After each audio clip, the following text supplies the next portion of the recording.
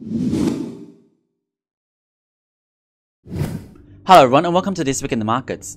This week we'll go through the economic data that were released last week, including the third quarter GDP, the ISM manufacturing and non-manufacturing PMI, and the GDP jobs report.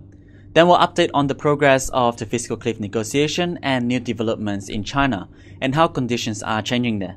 Firstly, I'll just go quickly through our disclaimer. So information contained in this video is intended to be general advice only and should not be relied upon as financial product advice. Furthermore, the advice has been prepared without taking into account your objectives, financial situation, or particular needs. So you should, before acting on the advice, if you choose to act, consider the appropriateness of the advice having regards to your objectives, financial situation, and needs. So there were quite a number of important economic data released last week, which have helped to shape our outlook for the US economy. Firstly, of course, is the third quarter GDP figures, which was revised upwards to 2.7% from a 2% annual rate that was initially estimated. This is more than double the second quarter GDP, which only grew by 1.3% annualized. While this is a strong number to have, we note that the two key factors that led to this acceleration were business and federal spending, both of which are unlikely to continue into the fourth quarter due to concerns of the fiscal cliff. And this is more obvious in the ISM manufacturing PMI, which is an index that shows the rate of which the manufacturing sector in US is expanding or contracting. Above 50 on this index means that the sector is expanding, and below 50 means that it is contracting. In November, the ISM PMI was at 49.5.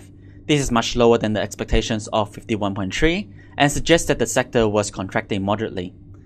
While part of this had to do with the Hurricane Sandy, but businesses seem more concerned about the fiscal cliff and how it would impact taxes and business climates, and have therefore put a brakes on spending and hiring.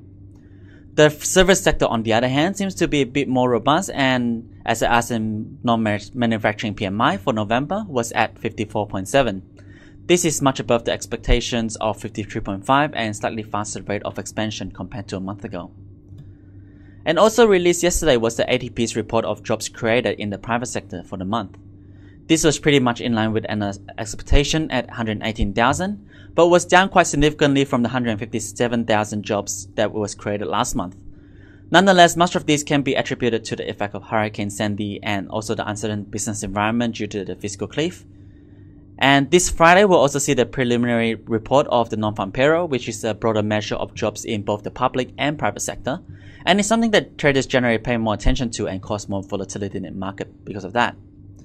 Overall though, the US economy in November seems to be a bit weaker than in the prior months, but we think Hurricane Sandy and the fear of the fiscal cliff have contributed quite a bit to the slowdown. And remember when we talked about Hurricane Sandy a few weeks ago, we mentioned that natural disaster generally caused GDP to decline for the quarter during the disaster, but a rebound in the following quarter is expected because of replacement and reconstruction spending. So the slowdown caused by Sandy will probably just be temporary, and this slowdown will probably be reverted in the next quarter.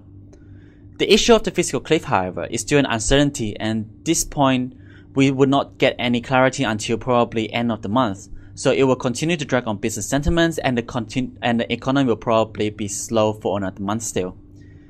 We think the risk of America going off the fiscal cliff is relatively small, although the risk has gone up somewhat this week as Obama rejected the latest plans by Republicans and drew his line in the sand by insisting taxes to be raised on the wealthiest 2% income earners. The US Treasury Secretary Tim Geithner went one step further to say that the administration is absolutely willing to go over the fiscal cliff unless this condition is satisfied. Such threat works as a two-edged sword.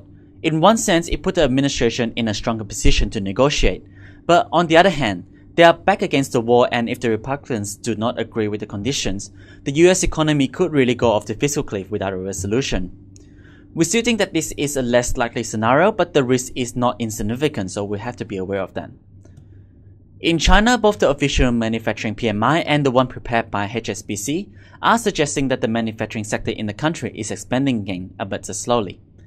After falling into contraction phase for a couple of months, the manufacturing index is finally showing signs of recovery and is posting a reading of above 50 again. Now, one of China's top think tank, the Chinese Academy of Social Science, say that Beijing would likely boost budgetary help to the economy and estimates that the GDP for 2013 would quicken to 8.2%, up from 7.7% expected this year. On top of that, the Chinese Communist Party first assessment of the economy under the new leadership said that China will keep macroeconomics policy stable and push towards more urbanization. This is taken positively by the market, and analysts expect the government to implement more policies to help boost domestic demands. Consequently, the Shanghai Composite responded with a 3% rally yesterday. This is the strongest one-day rally in 3 months. Interestingly, just 3 days before this rally, the Bloomberg index of Chinese stock accounts containing funds dropped to the lowest level since 2010. This means that a lot of investors have gotten rid of a lot of positions and have unfunded accounts left. And this signals a point of capitulation as the Shanghai Composite fell to a new low. And we think that if positive news continue to emerge, and if the government implements pro-growth measures, that will likely lure investors back into the market, and we could see a rebound in the country's equities. This would also benefit the Australian, Japanese, and emerging markets equities as well as commodities, especially in the base metal space. And that's all for this week in the markets. Until next week, on behalf of the Trading Pursuits team, we wish you all profitable trading.